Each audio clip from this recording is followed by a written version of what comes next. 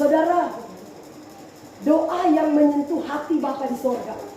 Ketika Nabi Elia baru mengalahkan nabi-nabi Baal di Gunung Karmel, tiba-tiba saudara dia katakan begini kepada bujangnya.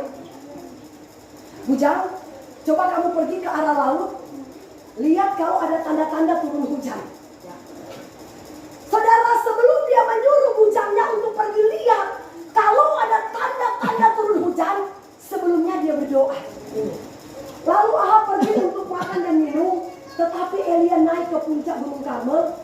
Lalu ia membungkuk ke tanah dengan mukanya di antara kedua lututnya. Artinya dia berdoa.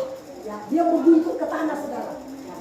Saudara, ketika Elia berdoa, kemudian pergilah bujangnya melihat apakah ada tanda-tanda turun hujan.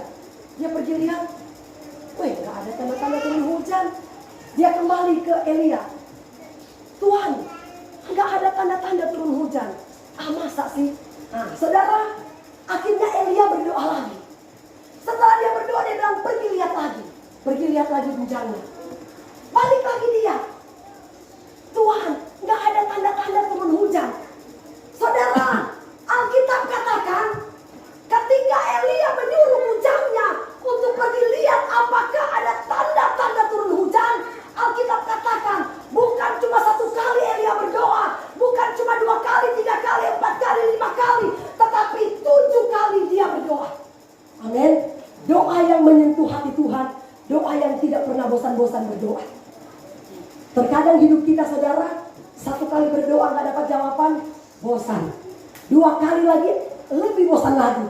3 kali, 4 kali, ngapain aku ikut Tuhan? Ya kan? Tetapi saudara lihat, kenapa doa Elia ini dijawab oleh Tuhan? Ya. Dia suruh bujangnya pergi lihat kalau ada tanda-tanda turun hujan. Aku berdoa kepada Tuhan. Dia berlutut mencari hadirat Allah, saudara.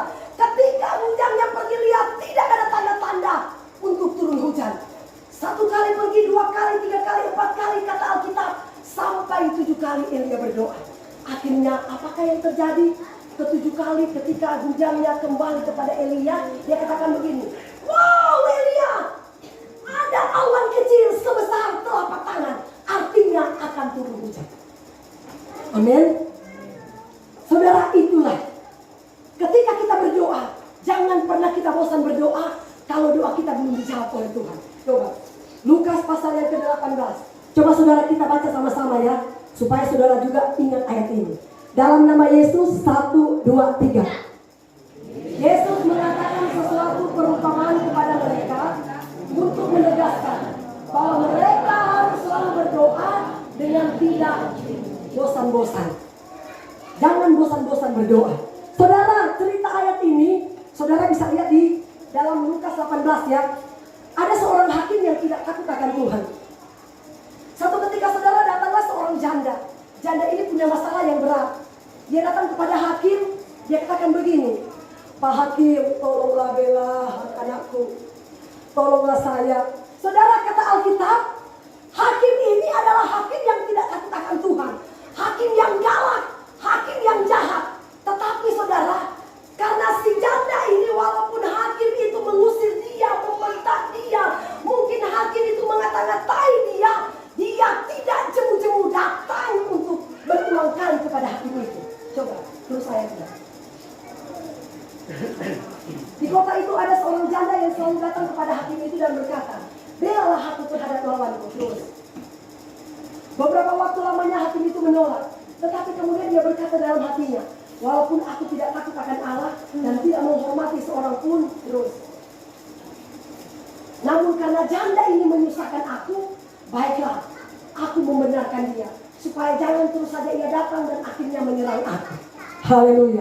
Sedangkan hakim yang jahat, hakim yang tidak takut akan Allah, ya, dia masih ada belas kasihan terhadap janda ini. Walaupun 1 kali diusir, 2 kali diusir, tetap janda itu datang terus. 3 kali diusir, datang terus. 4 kali sampai berulang kali diusir, dia tetap datang, tidak pernah bosan-bosan. Datang kepada hakim, akhirnya apa? Hakim bilang begini, daripada dia bikin susah pak kita, lebih baik kita bela aja DP perkara. Iya kan? Demikian juga dengan Tuhan. Amin. 1 kali berdoa, jangan pernah bosan berdoa. 2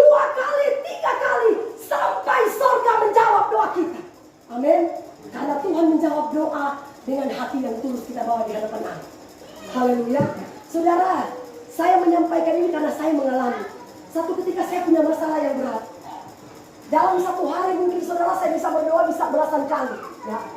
Sudah berdoa tetap aja gelisah. Aduh Tuhan. Doa lagi, saya pegang gitar, saya menyanyi lagi. Tetap habis doa gelisah lagi. Doa terus saudara. Pokoknya dalam satu hari bisa belasan kali saya berdoa. Saya berdoa sambil saya menangis.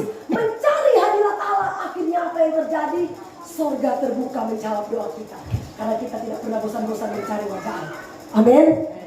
Saudara, tidak ada perkara yang mustahil kalau kita benar-benar datang kepada Tuhan. Karena Tuhan adalah sumber jawaban dalam hidup kita. Satu ketika saudara, datang seorang ibu sama saya. Ibu pendeta, tolong Bu, saya punya keluarga di kampung, dia menderita penyakit kanker payudara. Orang itu hadir di sini. Saya bilang, Bu, begini saja. Saya ingin kenal orang itu, kita video call lewat WA. Oke, kita lewat WA. Saya lihat saudara memang DP ini ganas. Udah menjalar, udah berbunga-bunga di sini. Saya lihat karena dia video call ya. Saya bilang begini sama ibu itu. Ibu kalau mau sembuh, sekarang saya suruh ibu berdiri. Walaupun ibu nggak bisa berdiri, berdiri. Dia berdiri saudara. Ya. Sekarang ibu melompat. Ya. Saya suruh melompat, dia melompat. Ya. Meskipun saudara dalam kondisi sakit, mungkin saudara pada saat itu dia tidak mampu berdiri karena menahan sakit yang luar biasa. Apakah ketika saya berdoa dia langsung sembuh? Enggak. Ya. Saya bilang begini sama ibu itu, Bu. Nanti saya suruh keluargamu di sini kirimkan obat ke kamu, ya.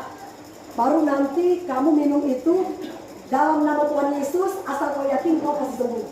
Akhirnya keluarga di sini mengikuti saudara apa yang saya suruh. Dia beli obat itu, obat Majaka namanya ya. Dia kirim. Saudara tahu apakah yang terjadi? Setelah sekarang saya dengar kabar kankernya kering. Betul nggak itu? Kankernya sudah kering atau belum? Sudah. Mana Ibu Maria sini? Coba angkat. Ibu Maria, kankernya kering atau tidak? Sudah kering. Berikan kemuliaan buat Tuhan Yesus. Haleluya. Doa yang menyentuh surga. Ya. Ketika kita datang kepada Tuhan, walaupun secara kasat mata saudara, jawaban doa kita belum terlihat, tapi jangan pernah kita bosan mencari wajah Allah. Amin. Sampai surga terbuka untuk menjawab doa kita. Karena sesungguhnya Tuhan bukanlah manusia yang pikun, yang tidak mendengar doa kita. Tetapi dia katakan, ya sesungguhnya tangan Tuhan tidak kurang panjang untuk menolong hidup kita. Sesungguhnya tangan Tuhan tidak kurang panjang untuk menyelamatkan. Pendengarannya tidak kurang tajam untuk mendengar terus. Tetapi yang merupakan pemisah antara kamu dan Allahmu ialah segala kejahatannya. Dan yang membuat dia menyembunyikan diri terhadap kamu sehingga ia tidak dengar, dia bilang, ialah segala dosa. Saudara, kita semua manusia berdosa. Ketika kita manusia berdosa, kita datang mengakui di hadapan Allah dengan sejujur-jujurnya kita akui, Tuhan, saya ini manusia berdosa. Saya melakukan ini dan itu. Ketika kita mengakui dosa kita, Tuhan bilang, ketika engkau mengakui dosa, Tuhan setia dan adil. Dia pasti akan mengampuni kita dan doa kita pasti akan dijawab oleh Tuhan. Amin. Asal kita dengan hati yang tulus datang kepada Tuhan dengan rendah hati, mengakui setiap dosa kita, maka dosa kita akan diampuni oleh Tuhan dan Tuhan pasti akan menjawab setiap doa kita kalau kita yakin. Amin. Tidak ada perkara yang mustahil. Karena Alkitab katakan berdoalah dengan tidak jemu-jemu. Artinya jangan pernah kita bosan-bosan berdoa